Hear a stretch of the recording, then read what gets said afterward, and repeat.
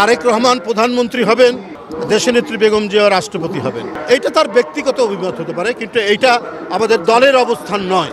আগে স্থানীয় সরকার না পরে জাতীয় সংসদে অন্তর্বর্তীকালীন সরকারের আমার মনে হয় এই বিতর্কে অংশগ্রহণ করা উচিত নয়। আমি মনে করি এখন একটু অন্তর্বর্তীকালীন সরকার, এই সরকারের দায়িত্ব হচ্ছে যে একটু অবাধ সুষ্ঠু নির্বাচন করা এবং তার সাথে আরও কিছু আনুষঙ্গিক কাজ আছে, বিভিন্ন সংস্কার আছে, যেটা প্রয়োজনীয় সংস্কার সেটা আমার মনে হয় যে সময় আছে সে সময়ে করা সম্ভব।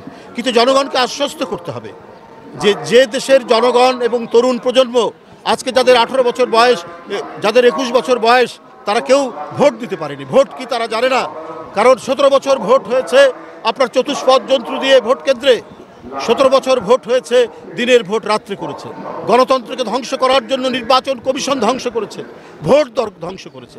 সুতরাং এগুলোকে নিশ্চিত করা, জনগণের মধ্যে আস্থা তৈরি করার জন্যই একটি অবাধ সুষ্ঠু নির্বাচন, একটি ইনক্লুসিভ নির্বাচন, সবার কাছে গ্রহণযোগ্য নির্বাচন, এটা নিশ্চিত করতে হবে।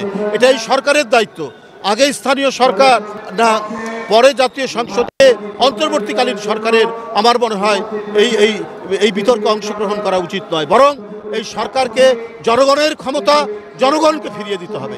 জনগণ তারা নিরপেক্ষ ভোটের মাধ্যমে যে সরকার গঠন করবে, তারাই নির্ধারণ করবে যে স্থানীয় সরকার নির্বাচন বা অন্যান্য কি নির্বাচন, সে নির্বাচন কখন হবে।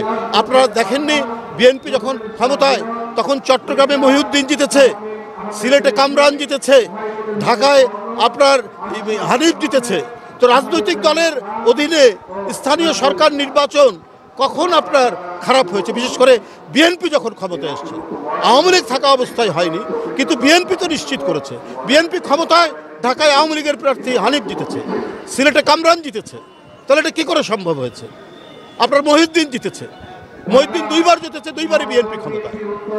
সুতরাং একটি গণতন্ত্রে বিশ্বাসী রাজনৈতিক দল ক্ষমতায় থাকলে পরে অবাধ সুষ্ঠু নির্বাচন স্থানীয় সরকারে হওয়া সম্ভব। তো সুতরাং এইটা কোনো বিতর্ক করে আপনার জাতীয় নির্বাচনকে পিছিয়ে দেওয়ার কিছু নেই।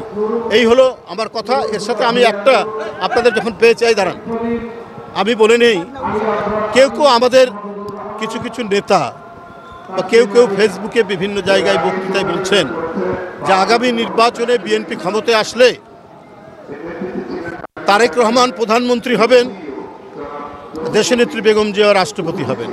এইটা তার ব্যক্তিগত অভিমত হতে পারে, কিন্তু এইটা আমাদের দলের অবস্থান নয়। এটা আপনাদেরকে সুস্পষ্টভাবে জানিয়ে দিলাম।